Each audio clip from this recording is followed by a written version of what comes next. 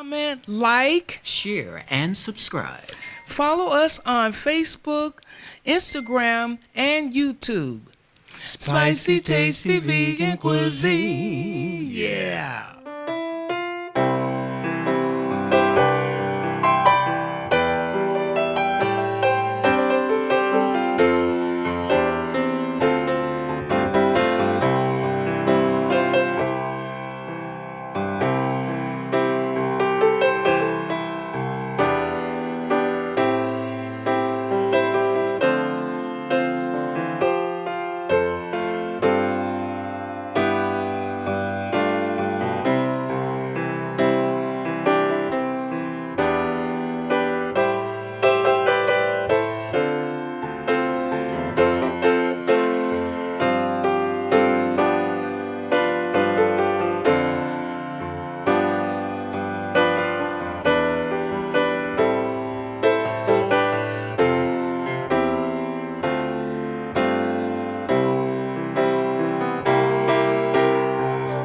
Mr. DJ, and then Tajul and Drama Kurubi White. Round of applause for them. They've been doing well in getting us entertained and just pulling the crowd. So if you're here, I'm very much interested about what we'll be talking about, and you're right there at the corner, you might as well just want to come closer and join the conversation, because we'll be talking about a very important thing, a very prevailing issue, which is cancer. Now, if you see that pink box there, like I said in the beginning, if you have any donation that you want to make, you can kindly put it in that box, or better still, you can buy one of those cupcakes for only $50 each. Put it in the box because all those proceeds will be going into sustaining the foundation. This foundation is Saini's Cancer Awareness Foundation, and the sole purpose of the foundation, basically the main one, is to raise awareness on cancer. That is to say that this is a very deadly disease, but that can be preventable, right? It can be preventable when the disease is very much detected at the earliest stage as possible. And in the country here, we often talk about breast cancer, we talk about cancer of the cervix, and cancer is not only present in women, or women are not the only people that can get cancer. Even men can too, and the common we hear is prostate cancer. And why do we always talk about or raise the concern over women and getting them tested? It's because when you look at it globally, 1 in 8 men will get prostate cancer. But when you look at cancer of the cervix, you and I, women, all of us are at risk of getting cancer of the cervix. So it is very important that women understand the importance of getting tested and detecting this very deadly disease at the very earliest stage. And that is why Saini's Cancer Awareness Foundation is very much keen about educating the people, especially the women, in getting them tested and just giving them the required tools and mechanism needed to make sure that that process is smooth and very easy for them. Yausia is a fashion designer. We all grew up hearing about Yao Konate, and she's been very much concerned in using her fashion, her skills, to generate funds to sustain this very foundation. I want you to give her a round of applause and the entire team for the work that they keep doing and putting into this foundation. That being said, it is going to be a very interesting conversation because we're going to hear speeches about cancer, but also just generally how we can maintain a healthy lifestyle so that we can avert some of these consequences as well. The person who's going to come give this talk now, Naasira Ageela, right? She is Mama Naasira, they call her. Is a native San Franciscan, graduated from City College, San Francisco, Associate Arts from the Library Technical Department, and has a BA from New College of California. Naasira is a mother of 3 healthy sons, married over 40 years. Her husband is sitting right there, her biggest supporter. She's also noted as a vegan chef, health advocate, and entrepreneur with over 40 years cooking and catering experience. She has been on a plant-based lifestyle for over 40 years and a vegan for 17 years. right? Many consider her, including her husband here, the best vegan chef in the world. A round of applause for her. Yes, yes. There you go. Hold me tight. There you go. Thank you so much. Good evening, everyone. Thank you so much for coming and supporting all of us. This is such a wonderful event. I am honored to be here with my husband and my staff and so many wonderful people here. Yes, I wanted to share my experience with supposedly breast cancer, but for some reason, because I have been working on a plant-based lifestyle for 47 years. And it's because when I left home to go to college, I was working also as a medical lab tech at the University of San Francisco as a phlebotomist. And I was drawing blood one day from a patient. And I had the experience of drawing her blood and I was stuck with the needle. And from that experience, I learned that you really have to eat well.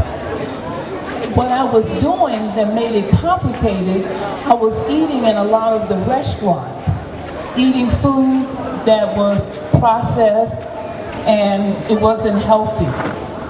But when I got the hepatitis, my doctor told me what I was going to have to do was to eat the way my mother raised me. So that's what I did. We had a lot of vegetables, but we had meat in it. And I don't know if you're familiar with ham hocks.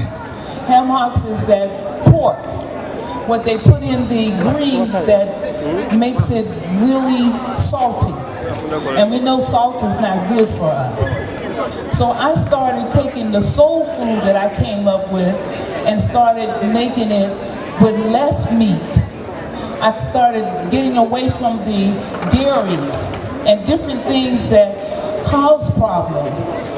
Since I was fortunate at 21 to get my own place, I had the opportunity to live by myself and focus on keeping myself healthy by looking at different books, recipes, and creating different meals for myself, which was really, really wonderful. I was a lot different than a lot of my friends because of that illness. I ended up not really going to the parties anymore where I was drinking, smoking cigarettes, and doing all those fun things. I had to focus on eating healthy and to prevent a lot of pain. I had a lot of pain in my stomach and in my joints, but as I continued to heal myself and raise my children eating healthy, it made it easier for me to go through my 20s and my 30s with less health issues. But I did have a challenge when I was 44. I had lumps in my breast, and I wasn't sure exactly what was going on, so I had gone on to my doctor, and I was telling her that I was really changing my way of eating, reducing the meats from my diet, and eating more colorful food, like your bell peppers that are red, yellow, all of the different colors that really helps to keep your body more healthy and provide all the nutrients that the body requires. The doctors at the time, because I never had the mammogram, that was a challenge for me at 47. I didn't want to do it. So what I ended up doing was calling some of my women friends and asking them had they ever had mammograms. And most of them said they did. And I wasn't really sure why they didn't just research and find out, like I was trying to do, to prevent it, I wanted to do something different. So I thought of one day, I said, let me do this mammogram and see what's going to happen. When I did it, it was one of the most kind of painful, uncomfortable feelings. And because I was working on changing my way of eating, I ended up having more pains in my body from that mammogram. So what I ended up doing was going to the health food store.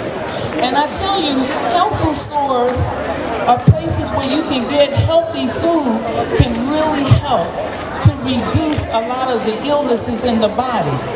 So fast forward, what I ended up doing was not going back to the doctors anymore. And I know that's a no-no for some people because I wouldn't encourage everyone to do that, but you have to know yourself. And then I also exercise regularly. I also started buying lots of spices and herbs, you know, because that's medicine too. And just doing that from 44 up until now I'm 67. And I really feel that what I've been doing was sharing my knowledge with a lot of the people that I'm having my home working for me. So I just want to let you know that you really need to start just trusting yourself.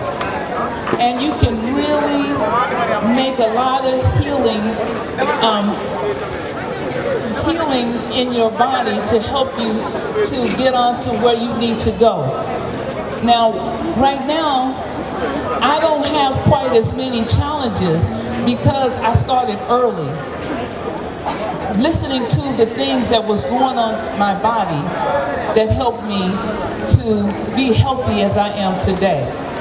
So, thank you guys, and have a wonderful evening. Thank you so much. Thank you. A round of applause for that. Now, once again, that was great. Right. Naasira, that was a very touching experience, but I think it was also inspirational in a way. That it's important that you listen to your body, right? How your body communicates and you respond to that accordingly. Most of you are here today. Dr.